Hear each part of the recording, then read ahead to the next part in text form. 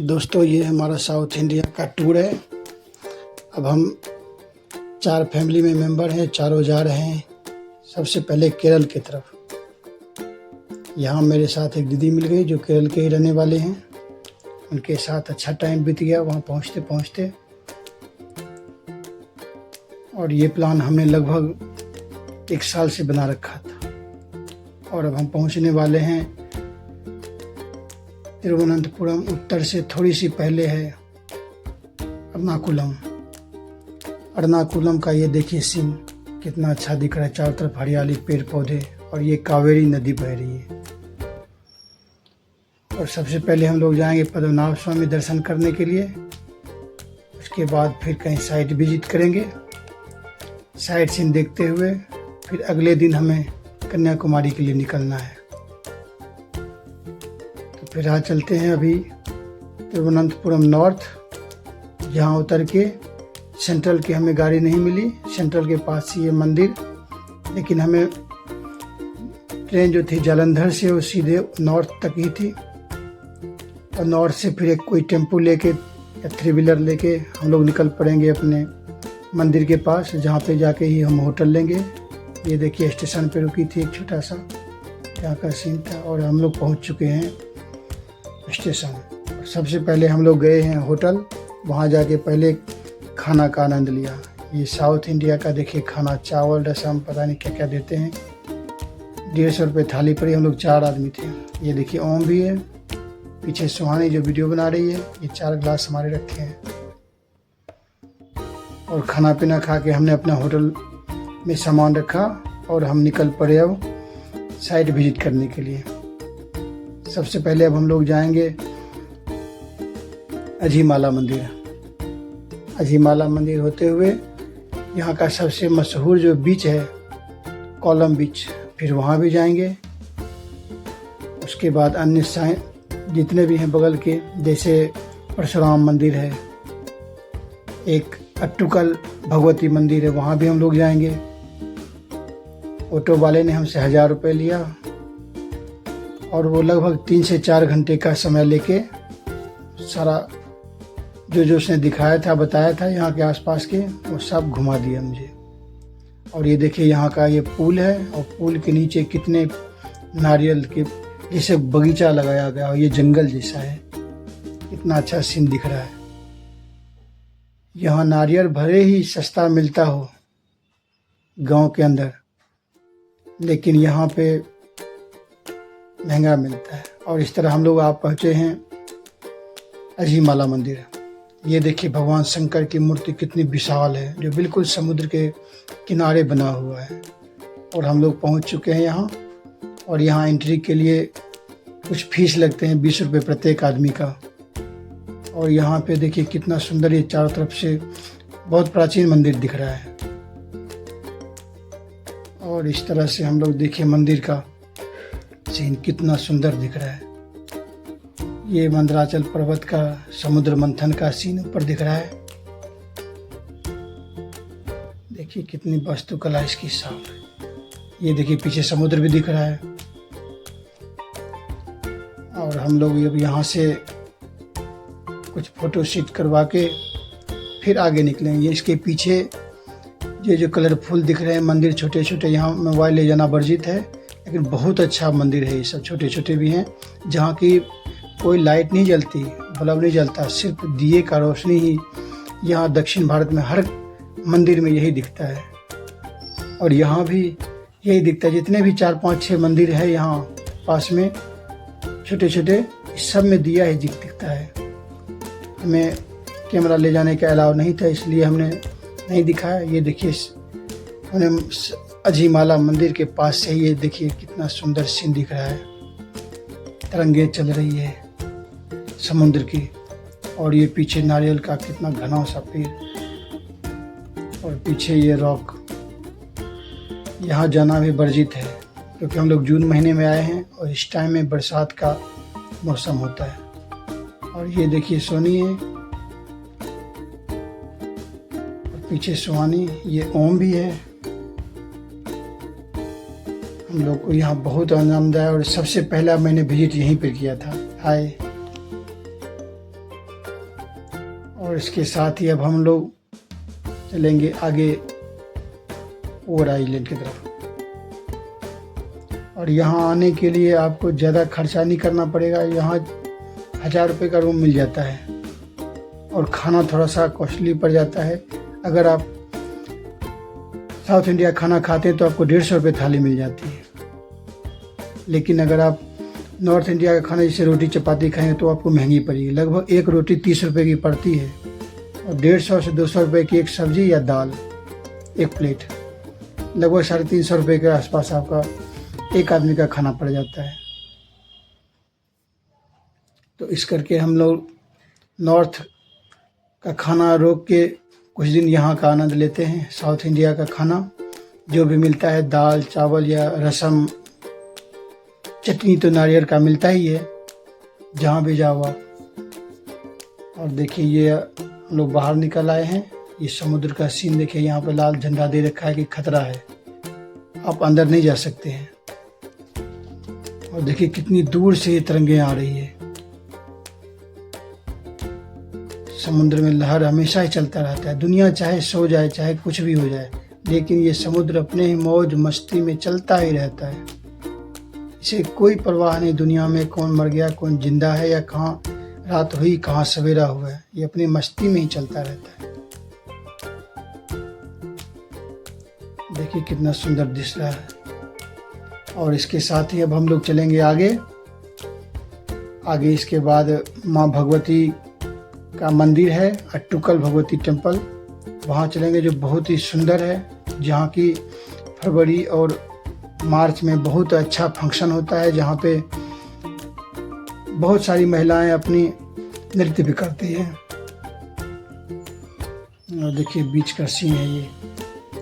पीछे देखिए, पीछे समुद्र के किनारे नारियल ज़्यादा होता है, क्योंकि नारियल का पेड़ हमेशा नमकीन जगहों पर ही पाया जाता है और समुद्र का पानी नमकीन होता है, इसलिए यहाँ पे ज़्यादा नारियल का पेड़ होता है। कहने को तो यहाँ नारियल सस्ता मिलता है, लेकिन यहाँ जहाँ हम लोग जाते हैं, जो मेन पॉइंट होता है घूमने के लिए, वहाँ बहुत महंगा मिलता है, लगभग 70 रुपये के लगभग एक नारियल। देखिए समुद्र का सीन कितना अच्छा है। और यहाँ पे हमने एक होटल ले रखा है, उसमें से अब हम लोग निकल पड़े थे यहाँ घूमने के लिए। घूमने के बाद रात में आराम करेंगे होटल में, फिर सवेरे सवेरे लगभग 4 साढ़े 4 बजे के लगभग दर्शन करने जाएंगे पद्मनाभ स्वामी के, क्योंकि उस समय बहुत ही आराम से दर्शन होता है और भीड़ नहीं होती है। ये देखिए अब हम लोग आए हैं कोलम बीच। कोलम बीच का नज़ारा देखिए कितना सुंदर दिख रहा है,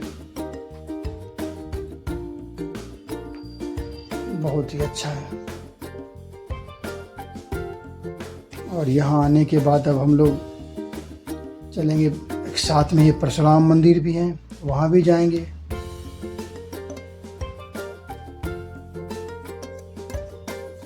बहुत ही अच्छा नज़ारा दिख रहा है। और यहाँ अगर आप सिंगल आते हैं तब थोड़े पैसे लगेंगे। अगर आप जैसे हम लोग 4 आदमी थे, तो अगर हम एक दिन रुकते हैं तो लगभग 1000 से 1500 रुपये खाना का और 1000 रुपये रूम रेंट, 1000 रुपये रख लो आप साइट विजिट का।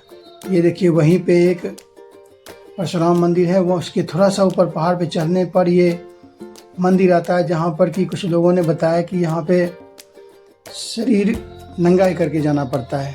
नीचे आप डाल सकते हैं कपड़े, लेकिन ऊपर शरीर बिल्कुल शर्ट खोल के जाना पड़ता है। और अक्सर यहाँ जितने भी मंदिर हैं यहाँ ऐसा ही होता है। ये परशुराम मंदिर है, यहाँ भगवान परशुराम की लगभग 1000 साल पुरानी प्रतिमा है और ये बहुत शानदार मंदिर है। और इतने पुरानी मंदिर देख के ना बिल्कुल शांत एरिया दिख रहा है यहाँ पे मन शांत हो जाता है जैसे। और देखिए ये सब कितने पुराने पुराने खंभे लगे हुए हैं। और यहाँ कुछ समय ऐसा आता है, कोई टाइम, जहाँ की भंडारा होता है। भंडारे के आप देख सकते हैं, भंडारा के लिए यहाँ जितने भी बर्तन होते हैं सब यहाँ उपलब्ध है। इसका मतलब है कि एक समय यहाँ पे भंडारा भी होता है कभी। और देखिए कितना प्राचीन मंदिर है। यहाँ पे तांबा का जो गोल गोल करके कढ़ाई जैसा एक बना हुआ है, जो नीचे में हर जगह दिखता है। मुझे समझ नहीं आता कि ये क्या है, लेकिन कुछ न कुछ तो पुराना रहा होगा।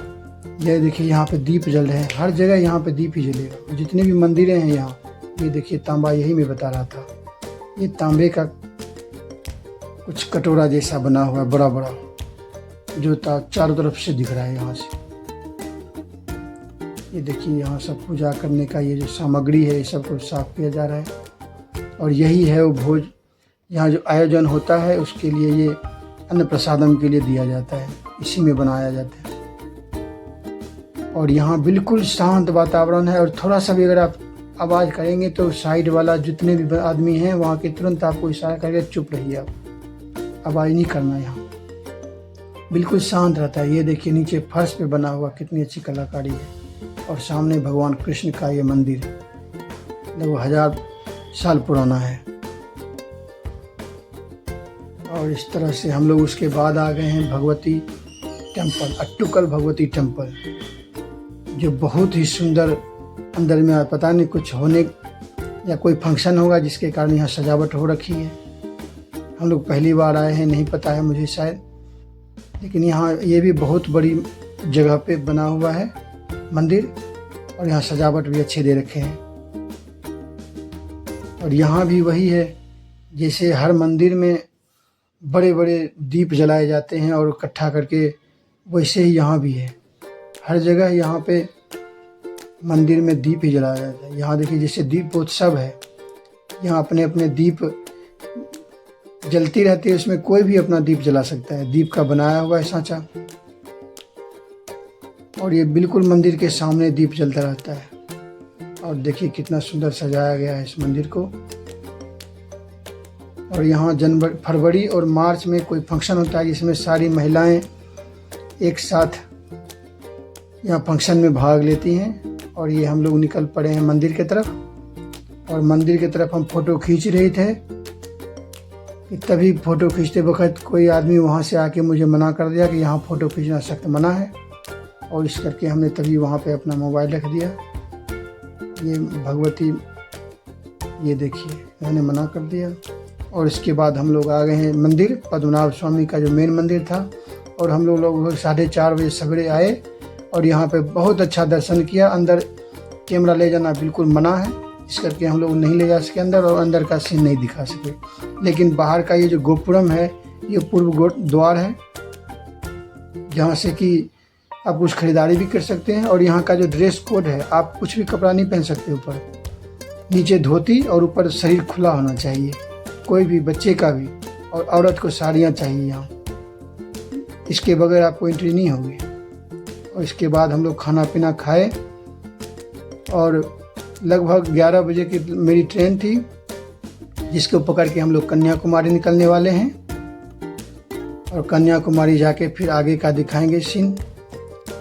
ये मंदिर दुनिया का सबसे अमीर मंदिर इसलिए कहलाता है क्योंकि यहाँ पे 6 दरवाजे जो खुल गए हैं, उनमें जो जितने भी जेवरात और सोना चांदी जितने भी निकले थे, उसका कीमत लगभग 1 लाख करोड़ है।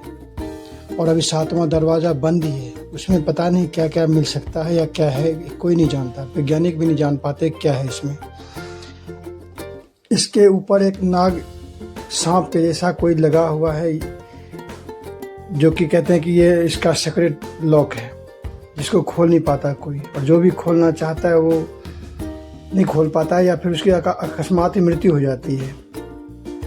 और इस तरह से अब हम लोग ट्रेन पकड़ के कन्याकुमारी जा रहे हैं, और बहुत अच्छा सफ़र है यहाँ हमारा पद्मनाभ स्वामी मंदिर का। और यहाँ पे जगह आप देखोगे तो जगह जगह पे, हर जगह पुलिस का ही पहरा रहता है। और यहाँ देखिए हमारा रात में 4 बजे से जग गए थे मंदिर जाने के लिए, इसलिए मेरी आंखें भरी हुई है। और यहाँ आने में लगभग 4 आदमी थे हम लोग, लगभग मुझे 7 से 8 हज़ार रुपये लगा। और हम लोग 2 दिन रह के अच्छी तरह से घूमा इस शहर को। और जितने